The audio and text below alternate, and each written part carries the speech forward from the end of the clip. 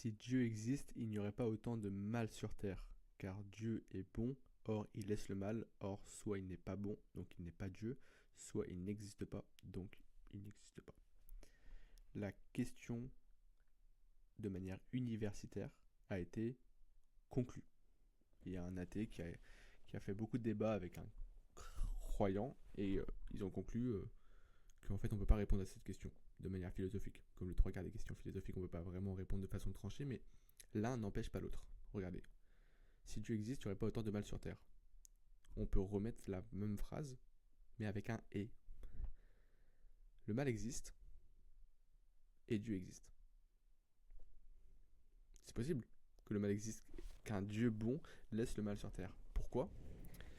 Dieu, il est hors du temps, de l'espace et de la matière, donc hors du temps, donc infini. Donc qu'est-ce qu'une douleur temporaire si il y a un paradis éternel, ou s'il y a quelque chose d'éternel après le temporel ? C'est ça qu'on donne de Dieu. Si Dieu existe, ça ne change pas grand-chose à ma vie, à part s'il s'est révélé et qu'il dit des choses sur lui. La question de la moralité chrétienne connote la chose suivante. Il y a un paradis après, éternel. Qu'est-ce qu'une douleur temporaire face à un paradis éternel ? Mathématiquement, c'est nul, c'est zéro. Je revois faire une vidéo que j'ai faite. C'est zéro. Et l'éternité, en mathématiques, c'est plus l'infini, mais on peut dire c'est 1. Voilà. En maths, c'est nul. Et 1, c'est infini. Donc, qu'est-ce qu'une douleur temporaire ? 0 face au paradis éternel, 1. Et donc, pourquoi la question a été tranchée de manière universitaire ? C'est que si Dieu est bien hors du temps, de l'espace et de la matière, c'est la principale définition qu'on donne d'un Dieu, c'est-à-dire hors du temps, de l'espace et de la matière, s'il est hors du temps, il est infini. Et s'il se révèle à nous en disant « Les gars, il y a quelque chose d'infini après », et qui en plus vient nous dire pourquoi il y a le mal, parce qu'on cherche volontairement le mal, et Adam et Ève, etc. Donc il nous dit pourquoi, il nous dit comment le résoudre,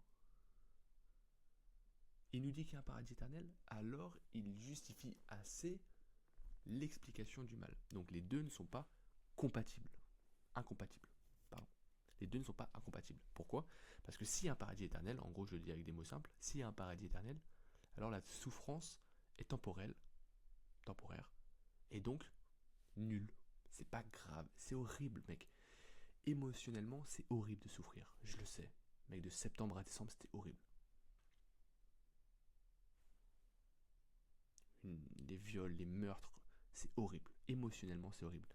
Rationnellement, c'est nul. Face à l'éternité du paradis et du bonheur qu'on va voir. Donc pourquoi les deux ne sont pas incompatibles ? Parce qu'une douleur temporaire, si on ne sait pas exactement le plan de Dieu,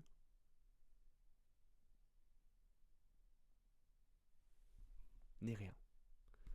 Si Dieu, de la même manière que on pourrait dire, on peut voir une femme enceinte et dire « Oh là là, c'est horrible, elle accouche, c'est horrible, pourquoi Dieu laisse faire ça ? Elle souffre dans notre souffrance. » Et puis après, elle a un enfant et pendant 18 années, 18 années, ça se passe trop bien. Et puis après, elle voit grandir son enfant et après on dit « Waouh, mais Dieu est bon.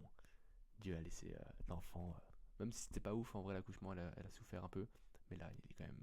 Dieu est bon, quoi. » Voilà, là on voit un petit peu du plan de Dieu et on dit « Ah, c'est vrai qu'en vrai, ça peut se justifier. » Et vu que là, Dieu il nous donne le plan en mode « Vous inquiétez pas, vous aurez votre vie, vous allez un peu galérer, mais après il y a le paradis éternel. » Donc, il nous donne le plan, la vision large du plan. En mode les gars, vous inquiétez pas, il y a un paradis éternel.